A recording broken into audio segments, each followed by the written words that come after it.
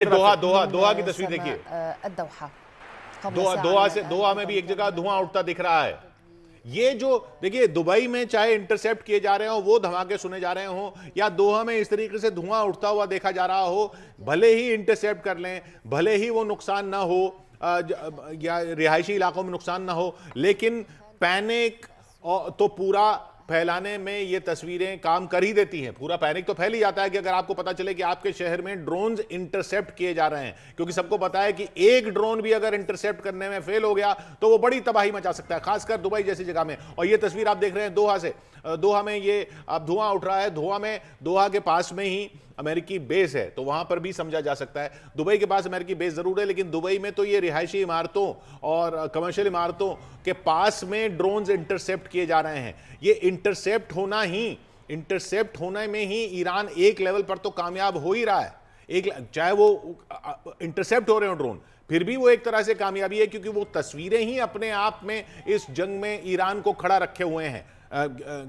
क्यों सिन्हा साहब, मैं आपसे जानना चाहूंगा, ये तस्वीरें जो हैं चाहे इंटरसेप्ट होने की, वो भी जंग में रखे हुए हैं इनको, ईरान को। एब्सोल्युटली। देखिए, जहाँ पर ये आप देख रहे हैं रिट्रीब्यूशंस जो इनका ईरान का है, वो खास करके आप पर्शियन गल्फ की कंट्रीज़ में है, चाहे आप दुबई कहें, दोहा कहें या बहरीन में हुआ।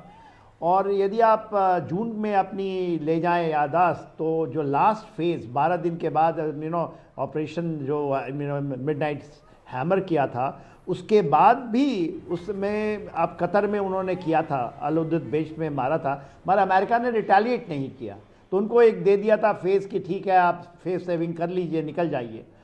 आज के दिन में देखिए, जो इस इलाके में यदि आप कहते हैं तो ये शॉर्ट रेंज मिसाइल्स हैं, ये सारे बंदर अब्बास के आसपास में लगे हुए हैं और ये काफ़ी एक्यूरेट होते हैं।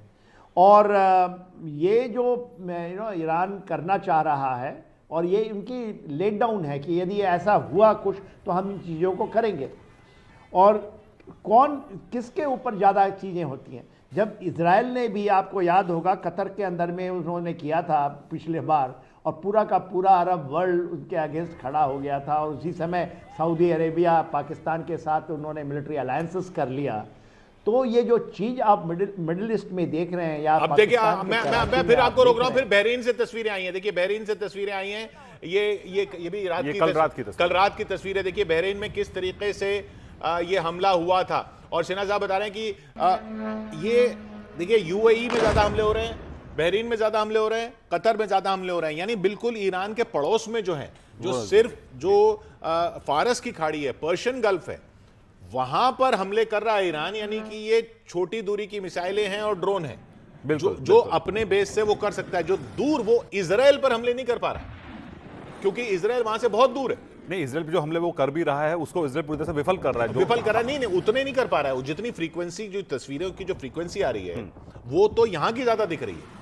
देखिए, जो इजराइल की तरफ से जो खबरें आ रही हैं, उसके मुताबिक जो आईडीएफ जो कह रहा है कि वहां पर लगातार अलर्ट किया जा रहा है और बराज ऑफ मिसाइल्स और ड्रोन्स के हमले तो हो रहे हैं, लेकिन उसको पूरी तरह से विफल करने में कामयाब रहा है